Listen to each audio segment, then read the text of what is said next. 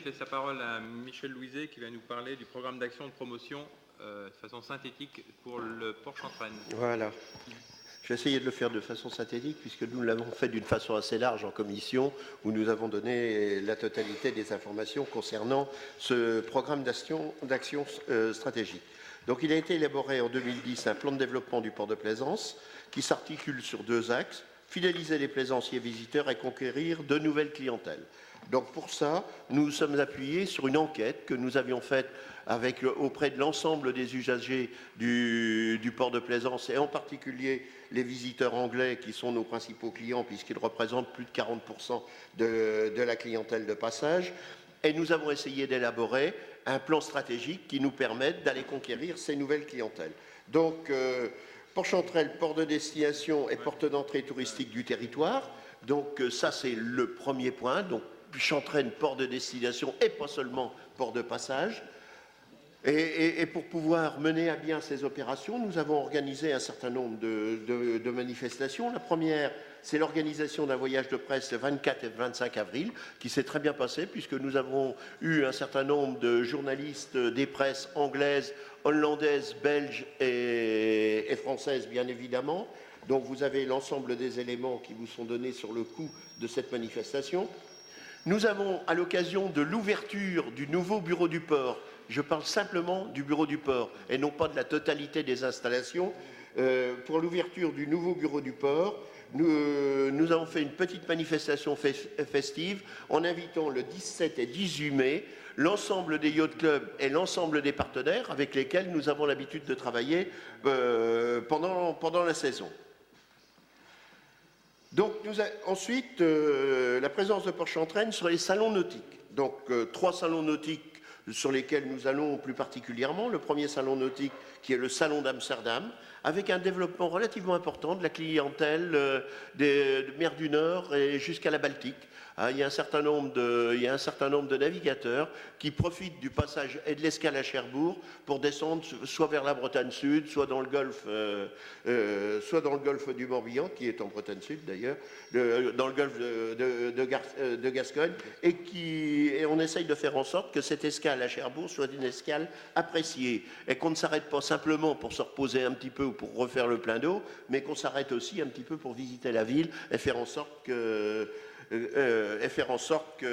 l'ensemble du port et ses qualités nautiques soient largement appréciées. Deuxième salon qui est le Boat Show de Southampton, donc c'est le premier gros salon en Angleterre. Donc ce Boat Show est pour nous complètement indispensable. Parce que c'est là où nous voyons la totalité ou la quasi-totalité de nos clientèles anglaises et que nous rencontrons les yacht clubs concernés. Et puis bien évidemment le Salon nautique de Paris. Alors nous n'allons pas tout seuls bien évidemment sur ces événements. Nous essayons d'y aller avec les autres ports de la Manche et en particulier avec nos amis des îles anglo-normandes. Donc nous avons fait des campagnes de promotion du port sur les sites internet spécialisés au nautisme. Nous avons adapté notre site internet au format smartphone et Android. Donc le site internet du port de plaisance est parfaitement ouvert et quel que soit le matériel que nous avons, nous pouvons utiliser tout ça dans de bonnes conditions. Nous accueillons pendant le mois de juillet un rallye relativement important, alors qui est un rallye qui démarre actuellement, donc il n'y aura qu'une dizaine de bateaux, mais c'est un rallye qui, comme vous pouvez le voir, qui passe par les grandes capitales européennes, et comme nous sommes sur la route, ils nous ont sollicités pour pouvoir s'arrêter, et bien évidemment, nous avons fait quelques efforts pour pouvoir les accueillir dans de bonnes conditions. Alors, Port-Chantraine, port d'accueil de nombreux événements nautiques, donc je ne vais pas revenir sur le trophée de l'île Pelée. Cherbourg Nauting, c'est le salon nautique que nous organisons depuis 3 ans maintenant, régulièrement au tout début de la saison, à la période de Pâques. La Solo Basse-Normandie, donc ce sont les yacht clubs de Granville et de Cherbourg qui se réunissent pour organiser cette manifestation. La Normandie Solo, c'est une course qui est organisée par le Salon nautique et de plaisance du Havre. Donc là aussi, nous accueillons. Porche-Entraîne, base d'entraînement et de soutien à la voile sportive.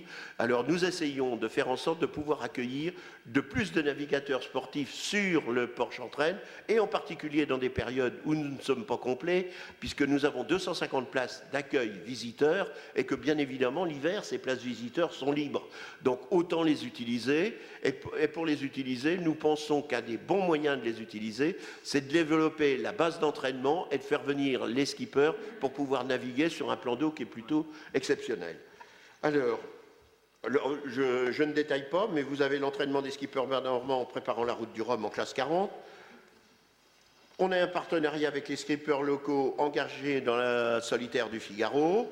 Et donc, vous avez le récapitulatif des coûts de promotion à la charge du Porche-Entraîne pour la saison 2014. Donc, l'ensemble de ces éléments ont été bien évidemment sont communiqués ici, mais préalablement, nous avons eu ces discussions avec l'ensemble de nos partenaires sur le port de plaisance, à savoir les associations d'usagers et les associations de professionnels.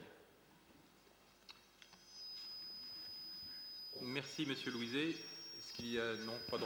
Si, ce chemin. Voilà. Donc en commission, nous avons débattu sur le Porche-Entraîne. En effet, on se félicite de sa bonne gestion. En revanche, ce qu'on aimerait voir, c'est la mise en place de liaisons qui permettent aux gens un petit peu en retrait du centre-ville de pouvoir venir vers le port. Parce qu'on a l'impression que le port est un petit peu réservé aux gens du port. C'est l'impression que ça donne. Hein. Rien n'interdit aux gens de la ville d'aller au Porche-Entraîne. Mais si on avait un parcours qui permettait aux gens de se déplacer plus facilement, avec des espaces, entre guillemets, barbecue, ça permettrait peut-être voilà, que tout le monde puisse se rapprocher du port. Et surtout les gens des quartiers. Oui, donc nous, bien évidemment, nous avons parlé de ce sujet en commission, mais c'est un sujet que nous avons dans les esprits, puisque nous avons lancé un concours dont le résultat n'est pas encore passé en conseil municipal, concernant les aménagements des espaces portuaires et les liaisons entre la ville et le port pour faire en sorte que ces parcours soient des parcours qui soient facilement identifiables d'abord et facilement utilisables ensuite. Donc, nous avons parlé d'un certain nombre de petits projets que nous avons sur les aménagements portuaires conformément à la discussion que nous avons eue.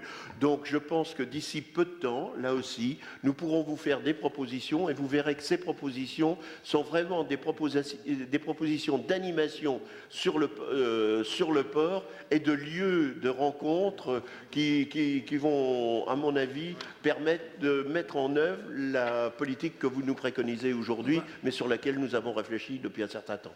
Voilà. OK. Pour cette délibération, donc, qui s'abstient, qui vote contre, donc délibération adoptée à l'unanimité.